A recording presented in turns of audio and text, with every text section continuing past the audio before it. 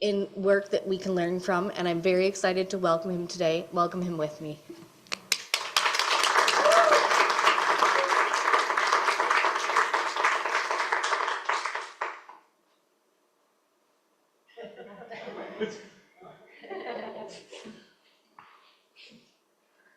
Okay, good to be back. My name is Jahmal Cole.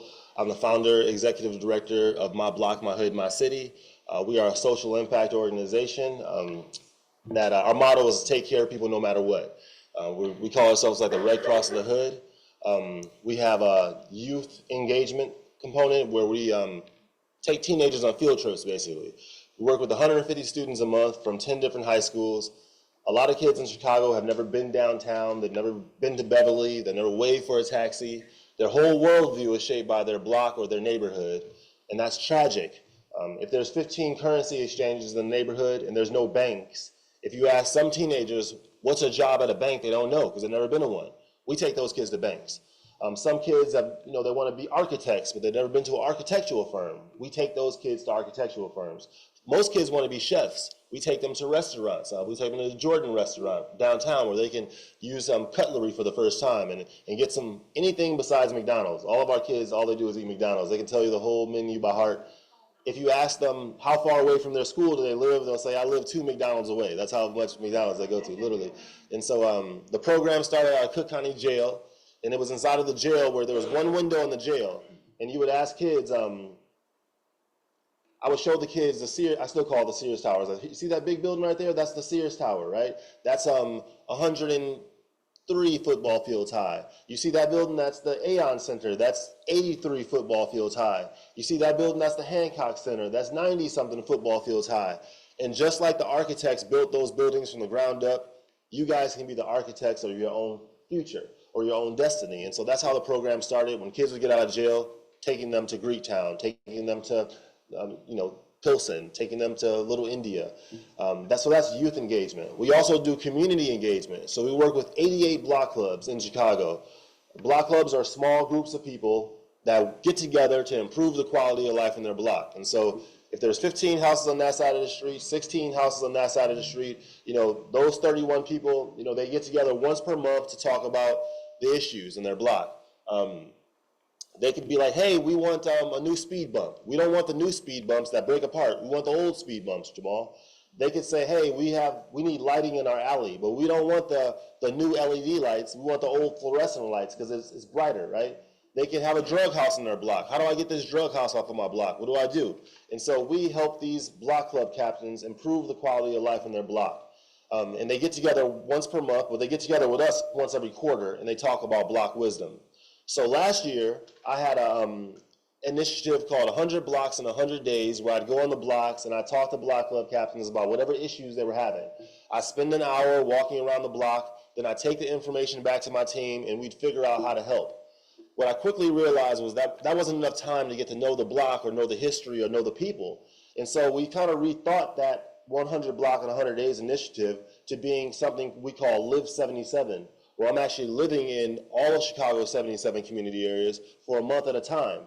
And yes, it's a lot of Airbnbs, right? But the goal is to learn as much as I can, right? So the communities are the classrooms, the people are the professors, and the final exams are the initiatives that are going on in the community that I can volunteer with and get myself involved with once per month. God willing, right, the program or the initiative will take about 6 years and 4 months to complete, right? And so this is month 3, so there's already, there's about 74 months to go. But it's really God has a battery in my back, right? It really is a journey. It's a calling. The first month I spent all of my time in South Shore, all my money and time in South Shore. So I got coffee at Grand Rising Cafe. I ate at Chef Sarah's on 72nd and Exchange. Chef Sarah's has great salmon burgers for everybody, great turkey chili as well. Chef Sarah and Jerry, her sister, do great work volunteering out of that shop.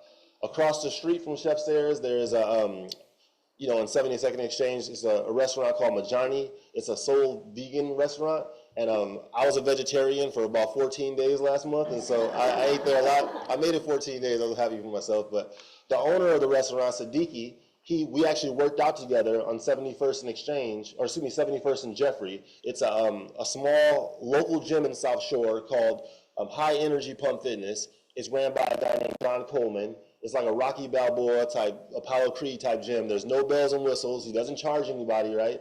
You might walk into the gym and shake hands with a prominent lawyer. You might be on the treadmill next to somebody that works at a nightclub. I did my push-ups and sit-ups every day next to somebody that was drinking a Heineken every day. I was like, oh, what's going on? It's a real community hub. Like in Pullman, the community hub is a local coffee shop. In South Shore, the community hub is this local gym, right? And we did a fundraiser at the end of the month for this gym. Across the street from that gym, there's a good spot too. It's kind of funny. It's a bakery. It's called Give Me Some Sugar Bakery, right? So I know you shouldn't go to the bakery right after you leave the gym, but it's a really good place if you want to get some cookies. Miss Leslie is a great place, is a great person. South Shore Cultural Center, if you haven't been in a while, they have a great restaurant that just opened up. It's called Nafari, and it has great lamb chops, great ambiance. You can also play golf at South Shore Cultural Center. It's a beautiful place in the community. On 71st and Jeffrey, there's a local grocery store that I shopped at all month. It kind of reminds me of, County Fair in Beverly, but it's called Local Fresh. And so they got great, the vegetables are comparable to County Fair. Literally, it's some community areas don't even have any grocery stores. This place has a local grocery store called Local Fresh. And also the secret is you can buy your vegetables outside, but in the parking lot outside, they sell T-bones and T-shirts. So if anybody wants some T-bones and T-shirts, I know that's hilarious, but in Pullman, they don't even have a grocery store. They have the Walmart, but inside the Walmart in Pullman, you can get a haircut. So all month I was getting, can you believe they got could you imagine in County Fair, somebody giving you a haircut inside a County Fair? That's kind of how the vibe is in Pullman. So shout out to this guy named Fresh. He kept me fresh all month and when I lived in Pullman. But yeah, that is kind of like what I do. So thank you guys for having me here today. What I do at the end of every month is I have a civic energy workshop in which I get a group of people, a group of citizens together, and we have an open discussion about the community, and I share some ideas that I've learned that are rooted in community psychology and asset-based community organizing. And in the process, we get to break bread, build community, share some ideas, and uplift each other. So what I open up with all the time is I talk about, just Google South Shore, just Google Pullman, right? And what you'll see is that oh, there was this shooting that happened or this violence that happened. It's always, if it bleeds, it leads. It's always the most negative part about the community. You can Google Beverly, the first thing you'll probably see is something negative. If it bleeds, it leads. In the media, this is not with most media, but it's, some media all the time, right?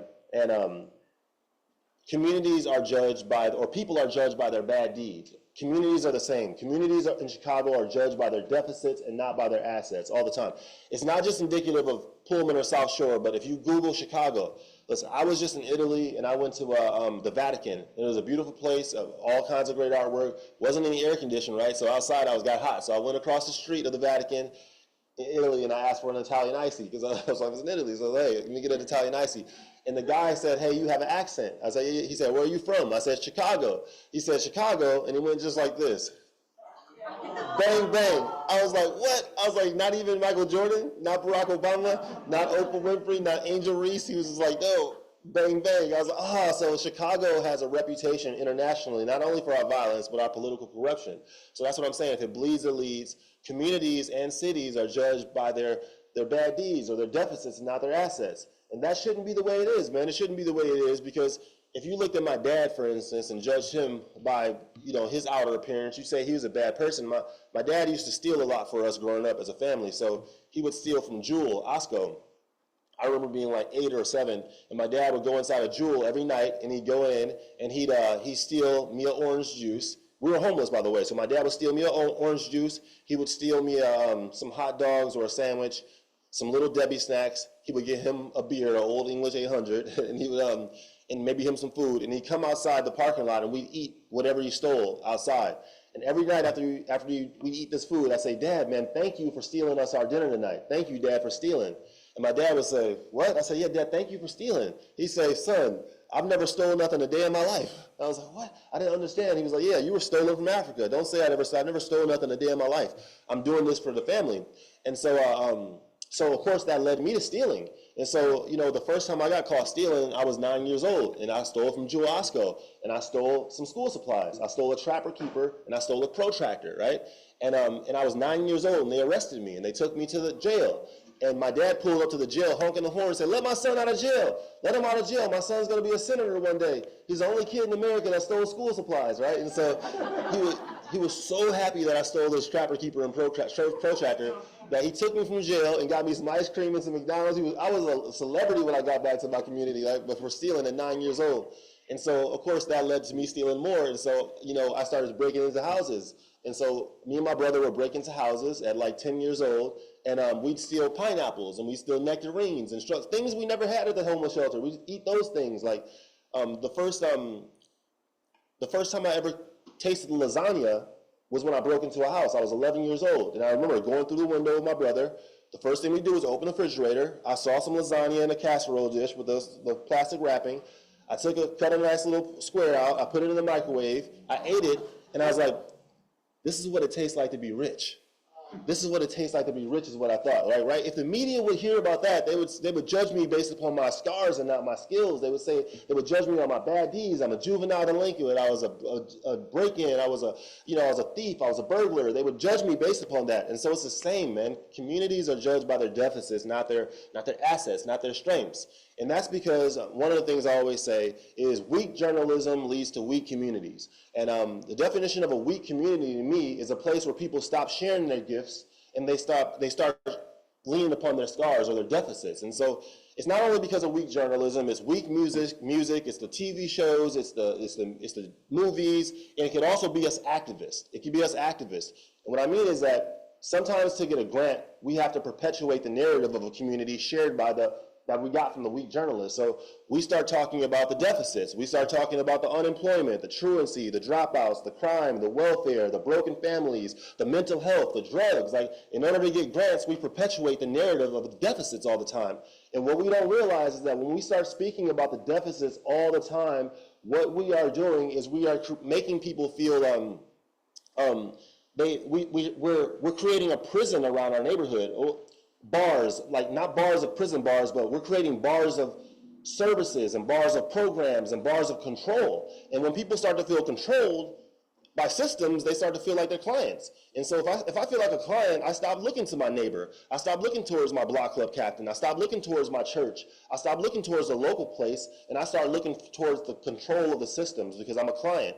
And what I didn't realize is that as an activist, if you actually perpetuate the deficits all the time, you make people feel, they feel hopeless. And when people feel hopeless, they stop shopping at the local fresh grocery store. They stop going to the local South Shore Country Club. They stop going to county fair. They start looking for systems to control them because they feel like clients and they feel hopeless. Why would I invest in? I'm not investing in myself. Why would I invest in the community?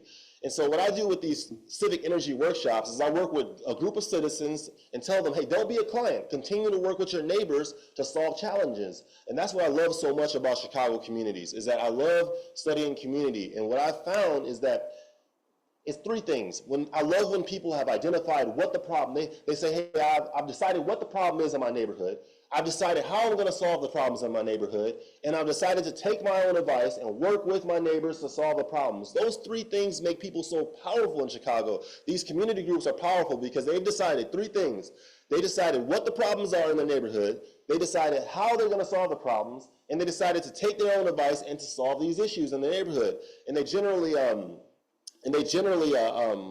they celebrate their local culture in the community. They shop local in the community, and that's what I love so much about Chicago. And I brought these props up here today that I want to show you. I'm not about to build anything. Trust me. I hire task rabbits for everything, but I have a point. I have a thing. I have an analogy that I want to show you, and these are tools, right? So this is a hammer. And this is a saw, right? And building a community is similar to, building a house is kind of like building a community. And just like you need different tools to build a house, you need different tools to build a community because there's different ways to organize people to do things. Again, this is a hammer and this is a saw, right? Building a house is a lot like building a community. And just like you need different tools to build a house, you need different tools to build a community because there are different ways to organize people to do things. Okay, so I'm gonna start off with the hammer and use this as an analogy.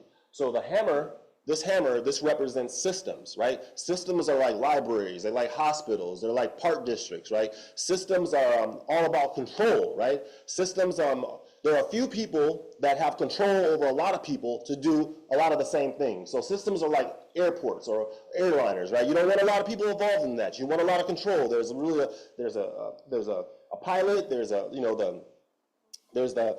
what are they called? There's the air traffic control. There's the people that are on the plane. I forget what they're called right now, but it's not. Excuse me. Stewardess, right? There's not a lot of people involved, right? There's the stewardess, there's the captain, there's the air. You don't want a lot of people involved. It's like Tesla, or it's like George Pullman. It's like systems are about control. They're about a few people create uniformity for a lot of people to do a lot of the same things. So systems are like hammers where they drive nails down to connect components together to create some kind of structure. So systems are like hammers where they drive nails down to connect components together to create a structure, right? That is a system, kind of like a hammer. Now I'm going to talk about another tool. So again, this tool is a saw. So saws are not like hammers. Saws represent associations, they represent community groups. So saws are not like systems about control. Saws cannot produce, associations don't produce control. What they do is produce consent, and they produce care, right? So associations can't get people to be controlled because you don't have to show up to church. You don't have to show up to community groups.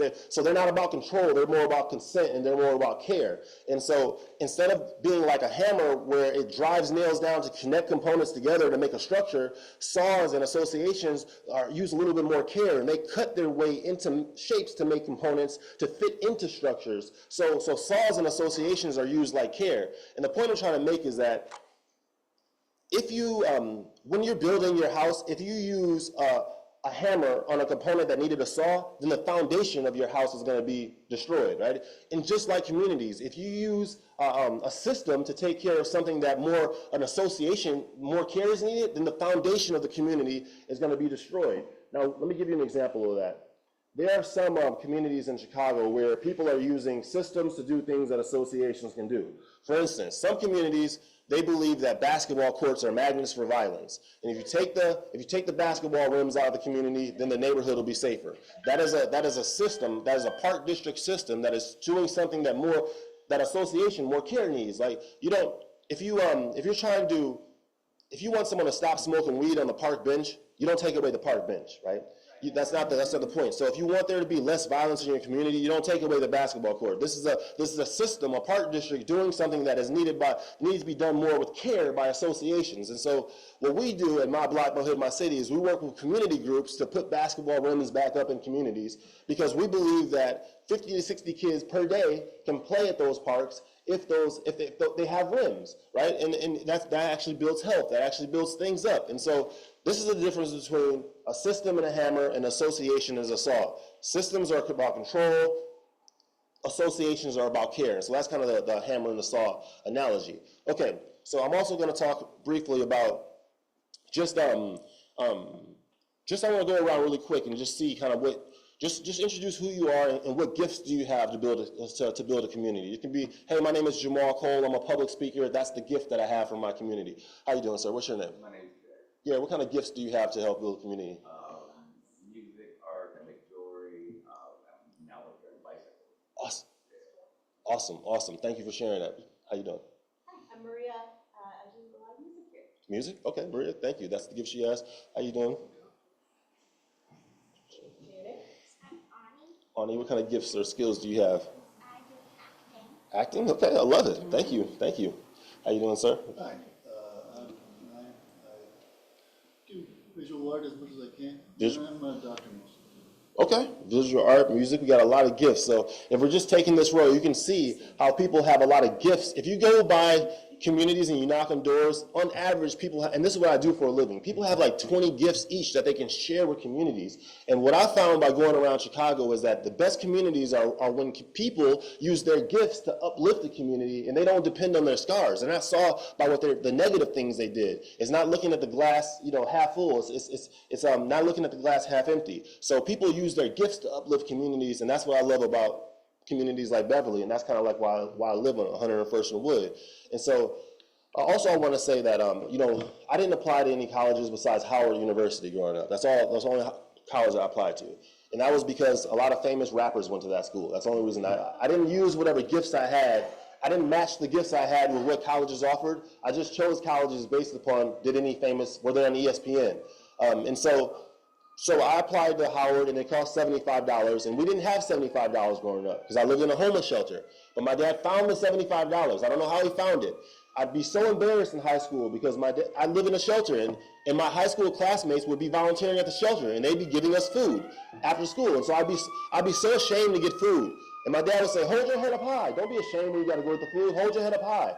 And so I grew up in high school where my classmates would actually give me food at the shelter. Or I'd say, hey, drop me off in the corner because I didn't want people to know I was homeless. But I don't know how my dad found the $75 to apply to Howard, but he did.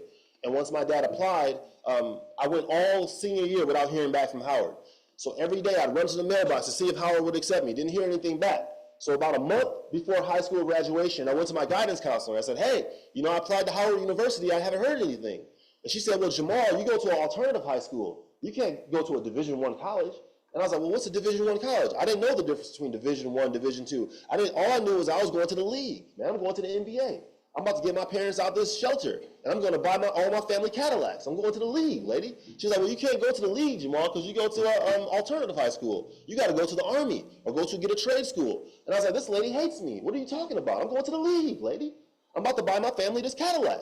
And so she left the office, and there was a book on her shelf. The book was a black book with gold letters. It said All American Colleges. I grabbed the book and I ripped the page out of it and I shoved it in my pocket, right? And so she came back to I don't know what she said in the office, but I went downstairs to the real office and I took the paper out of my pocket. I opened it up and it said Wayne State College, Nebraska. And I was like, I was like, why couldn't this be Florida or California or North Carolina or New York City at least? Like, who wants to go to college in Nebraska? But I didn't know anybody that had been to college, so I dialed the number 402-375-7000 at Wayne State, and a lady named Nancy picked up. I said, Nancy, do you guys got a basketball program? I'm going to the league. I'm going to the league, the NBA. I got to go to the NBA, get my parents other projects. She said, yeah, we got a team. So long story long, Wayne State sent me a letter, and they accepted people from alternative high schools all around the country. It's probably why I was in my guidance counselor's book in her office that day. And so Wayne State accepted me. I was the proudest person. I took the acceptance letter everywhere. I was like, hey, everybody, check it out. I got accepted to Wayne State College in Nebraska. I'm going to the league, man. I'm about to buy you a Cadillac, Mom. I'm about to go to the league, Mom. My mom said, you got accepted to college in Nebraska? I said, yeah. She said, well, Nebraska? What are you trying to be, white? I was like, no, I'm not trying to be white. I'm trying to go to the league, Mom. But again, I didn't live with my mom. I lived in a motel with my dad. So I took the acceptance letter to college to my friends. I said, Jeremy, check it out, Jeremy. I got accepted to Wayne State College in Nebraska. I'm going to the league, man. I'm about to buy you a Cadillac. We're going to get out the projects, man. Jeremy said, you got accepted to college? You're leaving the block? You're leaving the neighborhood? I got my jaw broke that summer by my own friends. You think you're better than everybody. You going to college, you're not better than us. So this acceptance letter was bad luck. But I took it back to my dad at the motel on 52nd. I said, Dad, check it out, Dad. I got accepted to Wayne State College. I'm going to the league, Dad. I'm about to buy you a Cadillac. We're going to get out the motel. We don't got to eat at the shelter anymore. We don't got to have mice eating our bread every day in the microwave, man. I'm about to go to the league, Dad. And my dad said, you got to get accepted to college? I said, yeah. He said, where? I said, in Nebraska. That same night, I'm not saying this to say this, that same night my dad stole a U-Haul truck and drove me 11 hours away to college in Nebraska. Now, when you're 17 years old in Chicago, you start getting credit cards in the mail, and they're worth $500. And so I took this $500 credit card. I bought a pair of Air Force Ones, right? I bought a Michigan State visor and some T-shirts. I don't know why I did that. And then we maxed the credit card out for gas money to get, who steals a 17-foot U-Haul truck? You know what I mean? Like, why couldn't my dad steal a Prius? I had to use my only credit card to max it out to get to college. But on that way to Nebraska, maybe 10 hours into the drive, my dad said, Jahmal, I said, what's up, Dad? He said, I want to tell you something. I said, what? He said, about 6 months ago, back at the motel, I got the letter from Howard University in the mail. And it hurt me to see you go into the mailbox looking for it every day. But Howard University didn't accept you, right? And I never told you this because I didn't want you to be like your friends and stay back on the block in the neighborhood. I wanted you to get to college, so I'm happy to see you persevere. And that was the best thing my dad ever did for me, was steal that 17-foot U-Haul truck and drive me, 11 hours away to Nebraska. And when I got to Nebraska, the first thing I did was go to the basketball coach's office and say, I'm going to the league, man. My name is Jahmal Cole from Chicago. I'm going to the league. Everybody was 7 foot tall from England and from Iowa. They were like, who are you? I was like, I'm going to the league, man. And so every day for 2 months, I just stopped in the coach's office. He's like, you got to get recruited. I was like, no, just put me on the team. After 2 months of bothering him, he said, something's wrong with you, man. It's something, you're the most persistent person I ever met. And so he gave me a trial and let me walk onto the team. Yo, listen, I come from the city. I lived in a motel. I never had a t-shirt or hoodie. I never had shoes. I lived in a motel. Now I'm playing for Wayne State. Our first game is in Hawaii. I'm signed by Adidas. I'm going to the league, man. I'm so happy. I'm playing on ESPN tonight. I'm going to Hawaii. I've never been on a plane. After 6 months of playing basketball at Wayne State, my coach said, Jahmal, we like you. You got a great personality. We like you, but I got a question. I said, what's up, coach? He said, why do you have a 1.7 GPA? I was like, you know what? I went to alternative high school in Chicago. I'm not used to having teachers, let alone professors. I don't know how to study. Plus, I've never had any money. I can't afford food. I can't even afford books. And plus, the people in Nebraska are racist. You don't see them calling me colored? They said, I've never played basketball with a colored person before. You want to know why I don't get good grades, coach? I'm going to tell you. It's cold out here. I don't got no money. I hate the food. Y'all treat me racist? I'm having a hard time adjusting to things out here, coach. He said, Jahmal, keep continue. I said, coach, I'm tired. He said, Jahmal, you know what's missing from your list? I said, no, what? He said, your name's not on it. He said, no excuses. The highest level of maturity is taking full responsibility for your actions. I said, what? He said, Jahmal, I said, coach, you just told me to tell you why I'm not getting good grades. I just told you I don't have any money. I can't afford the books. I went to alternative high school. I just told you it's cold out here. I don't have no money. I hate the food. Y'all treat me racist. I said, I'm having a hard time adjusting, coach. He said, Jahmal, no excuses. The highest level of maturity is taking full responsibility for your actions. And he kicked me out. He brought me back in at 5 a.m. the next day. He set me down, and he gave me a $500 book scholarship. I was like, $500? Go to the league, man. $500 is awesome, man. I never had $500 besides that credit card in my life. So I took the $500 book scholarship. I bought some more Air Force Ones, right? Then I bought a Kirk Heinrich jersey. I don't know why I would do something like that, but I bought a Kirk Heinrich jersey. And then I bought 4 of the 5 books that I needed for college, right? I bought 4 of the 5 books that I needed. I didn't buy business stats. I was like, I don't need business stats. I was like, I'm going to get 4 of the 5 books that I needed. But in one semester in Wayne State, I went from a 1.7 GPA to a 3.5 GPA in one semester, right? I had 4 A's and a C on my second report card. Again, I never had an A in my life. So I brought this report card to my coach and said, Coach, look, man, I got 4 A's and a C. You got to play me now. You just said you weren't going to play me because I had a 1.7 last semester, and I got 4 A's and a C. A 3.5. You got to be happy for me. 4 A's and a C. Look, coach. And my coach, his name is Rico Burkett. He looked at my report card. He looked at me. He looked back at my report card. He looked at me. These were exact words. He was like, why'd you get a C? I said, why did I get a C? I just told you it's cold out here. I got no money. I hate the food. Y'all treat me racist. I said, I'm having a hard time adjusting, coach. You should be happy. He said, Jahmal, no excuses. The highest level of maturity is taking full responsibility for your actions. And so I tell y'all that story because the whole time I was in college, I never played. I played 5 minutes of basketball in 4 years. You know how many Cadillacs I promised people on my block back home? I was ashamed when I graduated college. I was embarrassed when I walked the stage. I made straight A's and I graduated in 3 years. And I was so embarrassed to graduate. I cried when I walked the stage. My parents couldn't afford to come see me walk the stage in Wayne State. I was so mad at this coach that I wrote a book about him. Can you be so mad at somebody you write a book about him? I did.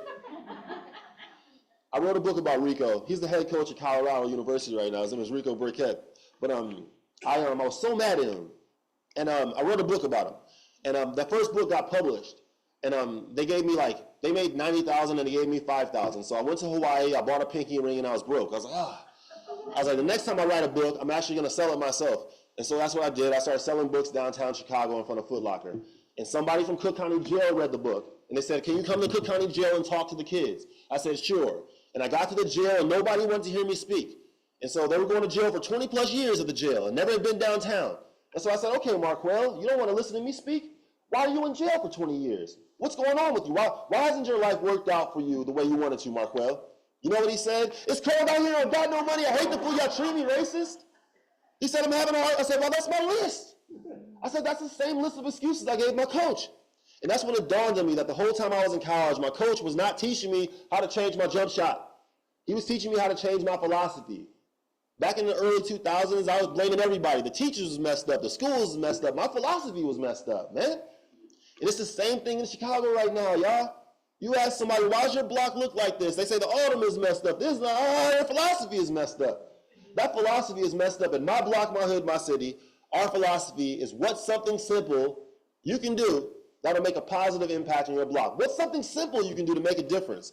Can you hang some holiday lights up on your block? Can you pick the trash up in your block? Can you introduce yourself to, what's something simple you can do to make a difference, right? And so my name is Jahmal Cole. Listen, I didn't make it to the league in basketball. I didn't make it to the league that way. But I found my own league in life. And my own league in life is to be a cross-pollinator and to be a connector and to help people build communities in Chicago. That's what I do through my block, my hood, my city. Thank you guys for having me here in Beverly. Really appreciate being here. I'm Jahmal Cole. And I'm going to the league. I'm going to the league. I'm going to the league. Thank you.